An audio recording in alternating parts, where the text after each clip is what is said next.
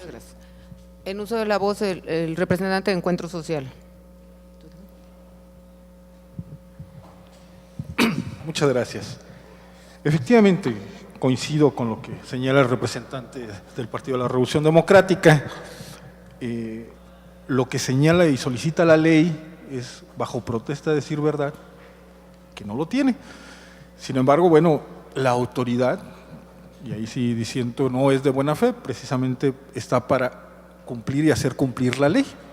Y no nada más la ley electoral, sino todas las que tengan que ver en la materia.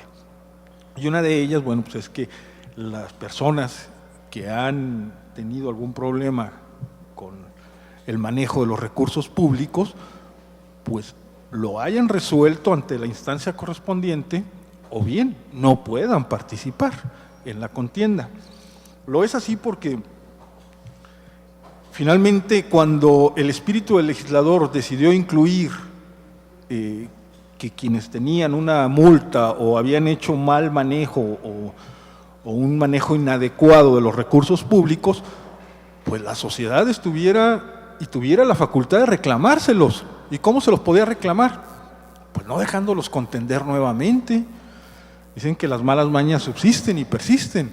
Entonces, lo que aquí debemos de atender en primer momento es que lo diga bajo protesta. Y en segundo momento, si existe la duda o existe la certeza de que no es así, pues ya estará en el ámbito de cada partido o de la misma autoridad hacerlo valer ante la instancia correspondiente. Eso por un lado, y creo que sería válido que hicieran la investigación, la que propone la consejera, y se estableciera cómo va a proceder. En otro sentido, también de los requisitos que aquí se señalan en este acuerdo, traigo al caso el ejemplo de un regidor de Soledad, de apellido Chalita. El señor nunca ha vivido en Soledad, ni ahora que es regidor. Y el señor consiguió una carta de residencia, su credencial era de San Luis, y fue regidor en Soledad. Es regidor en Soledad. ¿Es una laguna o es una omisión? ¿O así va a ser? Así va a ser el criterio. Es decir, yo, ciudadano X, consigo una carta de residencia del estado de San Luis Potosí en cualquier municipio, tengo una credencial del estado de Tamaulipas, de Hidalgo, de Querétaro, y me presento a contender a diputado local. ¿Por qué? Porque reúno los requisitos. Tengo mi credencial de elector vigente, presento mis copias y presento mi carta de residencia, porque la ley no me señala que debo de tener la credencial de elector en el listado nominal o en el padrón nominal correspondiente al estado de San Luis Potosí, no lo dice la ley. Es una duda que deberán ustedes de promover ante las comisiones distritales para que tomen un criterio adecuado a lo que diga la ley. A nosotros nos preocupa esto en virtud de que ya ha sucedido, ya puse el ejemplo del regidor de Soledad, pero se puede dar no nada más de un municipio a otro, sino de un estado diferente al de San Luis Potosí. Eso en cuanto a esto, y sí me gustaría que se me pudieran responder y en un segundo momento comentar sobre otra situación. Gracias. Pero es que tengo varios. Aquí. En uso de la voz del representante del Partido del Trabajo. Sí, nada más para reiterar el planteamiento a este consejo de requerirles a estos señores de la PGR o donde se acudan que ellos no pueden poner o no deben poner límites en una situación tan urgente. Esto se va a hacer más grave todavía. Aunque se levanten temprano, si vienen de 2, 3 horas de aquí, porque allá no se les resuelve en tiempo, entonces tienen que hacer el traslado para hacer el trámite aquí.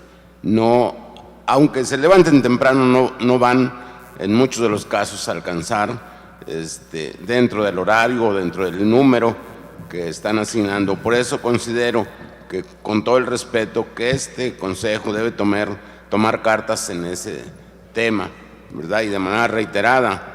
De otra manera, están bloqueando la participación de ciudadanos muy importantes para los partidos. Gracias. Muchas gracias, señor representante. Sí, ya habíamos enviado una carta y acabamos de estar en los comités municipales y nos manifestaban los mismos representantes de los comités esta inquietud. Entonces, la vamos a reiterar, sí la vamos a reiterar, ¿no? Pero no podemos brincarnos la ley, eso no es que no seamos comprensivos, pero no podemos brincar la ley y habrá que estar atentos a poderla cumplir, ¿no? En uso de la voz el representante, Claudia, en uso de la voz la consejera Claudia Contreras. Buenas tardes nuevamente. Pues mi disertación en este punto es que no debemos de olvidar que el Consejo es un órgano administrativo y en consecuencia debe de dar cumplimiento a todo lo marcado en la norma. Específicamente también observamos que en el acuerdo que estamos a punto de aprobar, en el último punto manifiesta que por lo anterior el plazo para que los organismos electorales acuerden sobre la aceptación o rechazo de las solicitudes de registro será el siguiente y pone los plazos y vencimientos de cada una de las elecciones.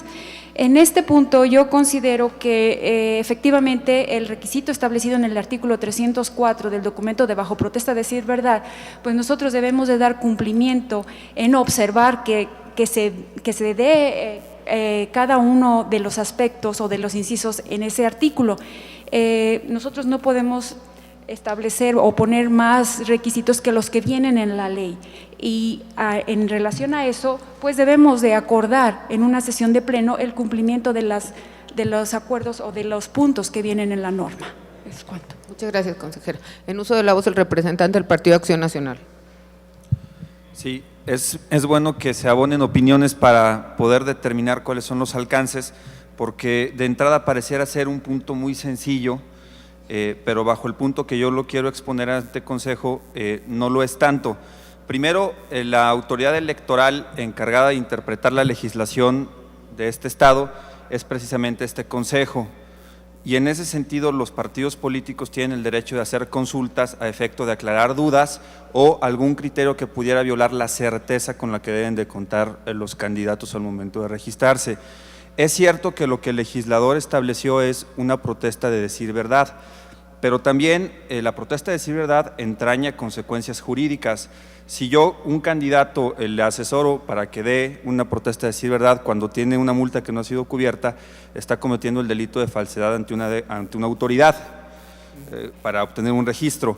Entonces, mi duda iba más en el sentido de cuando hay ya un arreglo con la autoridad que sanciona, si un documento expedido por la Auditoría Superior puede hacer cumplir con el requisito que viene en la fracción tercera o en el inciso F del acuerdo.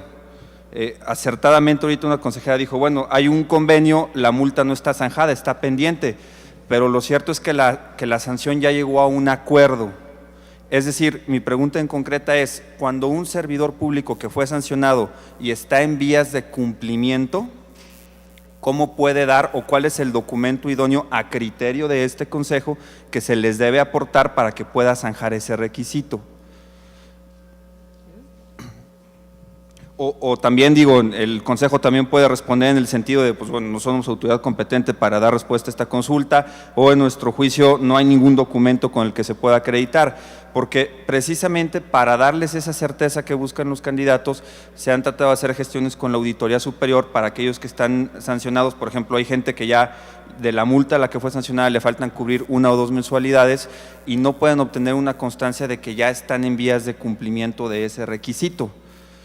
Entonces, mi pregunta iba en ese sentido para los funcionarios públicos que estén en esta situación, que no puedan dar la protesta de decir verdad, si ese documento expedido por la Auditoría Superior es suficiente o no. En uso de la voz, la consejera Denise Porras. A ver, a mí en primera instancia me parece que se cumpliría con el requisito, pero lo más sano, pues me parece que es también mandarlo directo a la Comisión del Marco Jurídico para dar una respuesta más seria. Perfecto, yo estoy de acuerdo.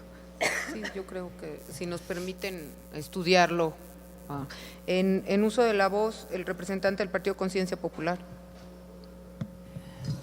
Bueno, yo no me explico por qué tanto problema cuando está clarísima la ley, nada más hay que saberla leer mediante interpretación gramatical.